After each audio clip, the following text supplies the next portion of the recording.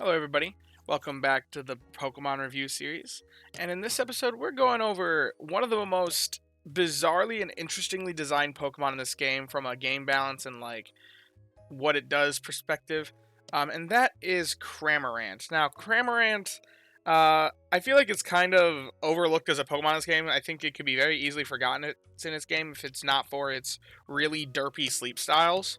But it's just a very bizarre Pokemon in how it functions. And when this guy was being released, I thought it was going to be really, really nice. I thought I was going to be looking for one just because of some nice synergies it's got going on. But it's got the whole 16-pip problem going for it. So that's, I think, the biggest thing holding it back from being meta relevant. I think it could be a very interesting Pokemon if it wasn't a 16-pip catch. That's the one problem with it. Anyway, so what does Cramorant do that Cramorant enjoys? It well, flying type. There aren't that many flying type berry Pokemon in this game yet, but it's one of them. It's the Slumbering Sleep style, as is typical for flying type Pokemon in this game.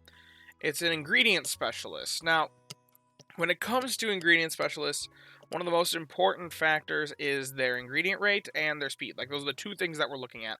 45 minutes is a tad bit slower than what we typically like to see. 44:40, I think, is typically what I'd say is like the average speed in this game. It's where a lot of Pokemon that are relatively meta relevant lie for speed.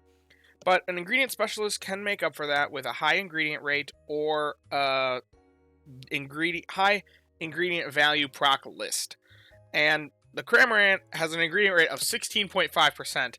That is pretty bad for an ingredient specialist. So, right off the bat, it looks like Cramorant should be a bad Pokemon. This thing should ideally be one of the worst Pokemon in the game, but I think it's a bit more interesting than that because it, I think, can be a dual specialist. There aren't that many Pokemon that I would consider for dual specialty, just because doing off-specialty productivity is usually significantly less than whatever a Pokemon is good at. And Cramorant being ingredient specialist, it should be its ingredients is the thing that it focuses on. Additionally, note that 257 for oil is also not that great. Same with the 4 and 7 on the potatoes. So it's not excelling with big ingredient procs either, kind of like Absol and Quagsire. So it's just kind of in a weird spot. It should be bad, but skills. It's got Tasty Chansess, and Tasty Chansess is a very weird skill. I've done a deep dive on it in the past. I'll link it in the description. But basically, Tasty Chansess is one that you gain more of, or you gain more value from the earlier procs. So you get diminishing returns with every additional proc per day, and it drops off pretty hard as well in its value. I'd say most of the time you probably don't even want it to proc more than if you want to be running it optimally, if you're running a Pokemon that specifically wants, you're running it just for the Tasty Chansess, you probably only want it to proc maybe 3 or 4 times before taking it off the team until you get a critical hit on your meals if you want to be optimizing it, because there's diminishing returns with every additional proc after that point. Like I said, I'll link my source about me deep diving that in the description. So, an ingredient specialist having it means that ideally it's not going to be, it may proc less, but those less procs have more value than the original procs. So, yes, it does proc less than Dedenne. But 2.5 versus 3.4, I mean, that's, as a roundabout guesstimate, 2/3 the amount of times. I know it's not exactly, but that's pretty close. That's shockingly close for the difference between an ingredients and a skills specialist. It's not good for most skills. I wouldn't recommend this difference on most skills. But for Tasty Chansess being that close in how many procs per day, and given that that extra proc per day has diminishing returns, I think that there's a reasonable consideration here for using Cramorant as your Tasty Chance Pokemon if the Dedenne hunt is not going well. The thing is, they're both 16-pip Pokemon, so they're both going to be difficult to hunt. So obviously you want Dedenne to fill that role first and foremost. But Cramorant's got something really nice going for it in that synergy. It is an ingredient specialist. If you're making a meal with its ingredients and then just also getting Tasty Chance on the side, then you forego the need for Dedenne on those teams. You don't need to deal with the swapping. You can just use Cramorant for its skill and its ingredients, and I think it's one of the few Pokemon in the game that does okay at that. However, given that it has a very powerful skill and is actually pretty decent at that skill, obviously the devs took that into account and made it worse at its main specialty by giving it a slower speed and a lower ingredient weight with just kind of an average list. And that can be seen when we make the comparison for how much oil it produces compared to the others. Interestingly, it's showing up here as the best oil producer. I think there's some sort of bug in Rainon right now that's causing this to happen.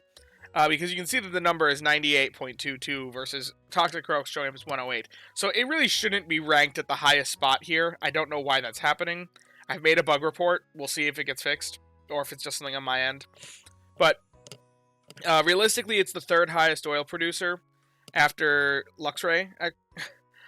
Barely beating out Dragonite and Ditto. If we have a ribbon, that may shift things around a little bit. Let's see. Yeah, no, it doesn't.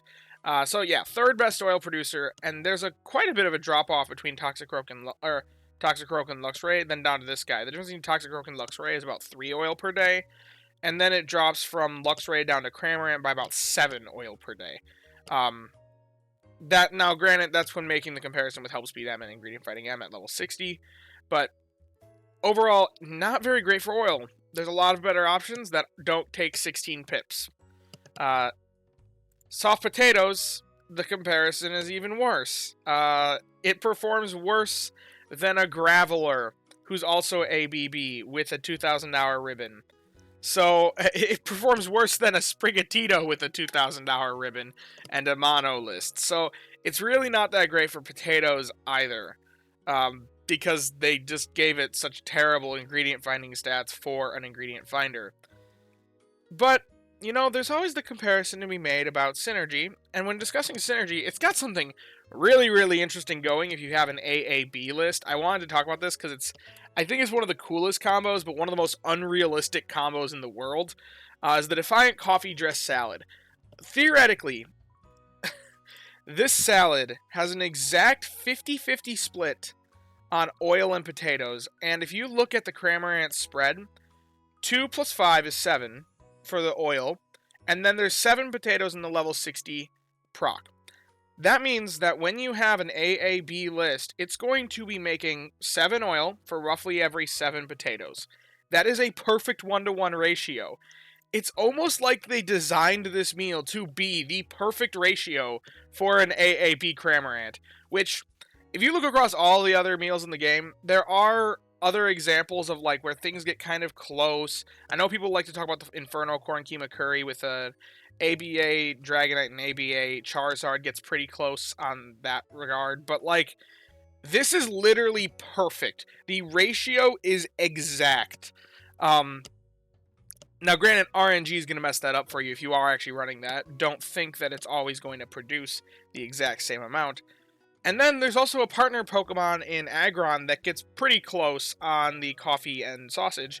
Now, that ratio is a bit rougher than what the Cramorant's is, but it's a thing to note. However, with Cramorant's terrible stats, in order to actually produce enough for this meal, 66 oil and 66 potatoes a day, I've just, like, run it through production comparison. You would need, like, literally the perfect stat spread on Cramorant. You would need to be running a good camp ticket, have a pretty solid healer, and you would need to have at least one Pokemon on the team with Helper Boost to reliably, or Helping Bonus, to reliably make those numbers of potatoes and oil. Now, this can be mitigated, even if it's not as good. You can theoretically run, say, like let's say if it only produces this much. But this would be a decent one. That's 2/3. You can make that last meal a day with stockpiled ingredients. Now, granted, that's a lot of ingredients to be stockpiled. You're talking a difference of 44 ingredients per day here. So 44 over the course of a week. You're looking at roughly 300 ingredients. That's most of your bag. So you got to have a really good Aggron to support that, or whatever you're making with the other ones. But still, even the fact that there's a potential to cover half the ingredients, I guess not quite half the ingredients, but half the types of ingredients with a single Pokemon is very, very powerful in my opinion. Now, other notable synergies, that's the only one with potatoes and oil, really. But there are also, it's got eggs in the third slot. I would kind of ignore the eggs, at least in the current metagame, just because there is some actually nice synergy with potatoes and eggs in earlier levels.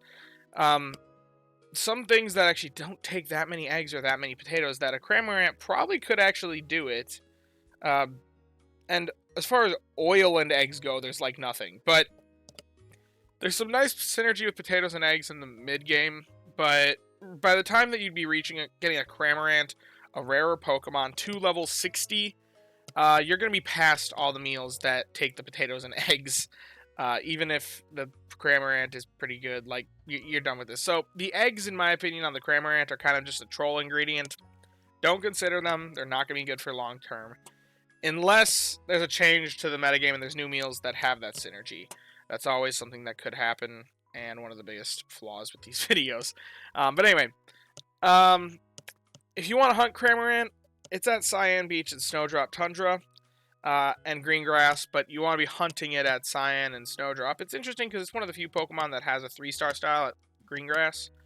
But yeah, I wouldn't ever recommend hunting it because of the 16-pip problem, as I've discussed before. But if you're not having good Dedenne luck and you want something with some nice synergy, if you have a phenomenal Aggron with sausage and coffee, then maybe consider tossing some biscuits its way when it's around. It's a weird Pokemon, weirdly designed and balanced, and I think it gets overlooked a lot, even though it's actually decent at this skill, while also being an ingredient specialist. Oh, I never even mentioned his inventory. 19 inventory for those that might care. That's not the best for a single stage, but oh well. If you have enjoyed the video, be sure to leave a like and subscribe, especially if you've learned something. And down in the description, we have the link to our Discord. I'd love to see more people in there hanging out. It's a great time, as always. And I thank you guys for watching and hope that you have a wonderful day. Bye-bye now.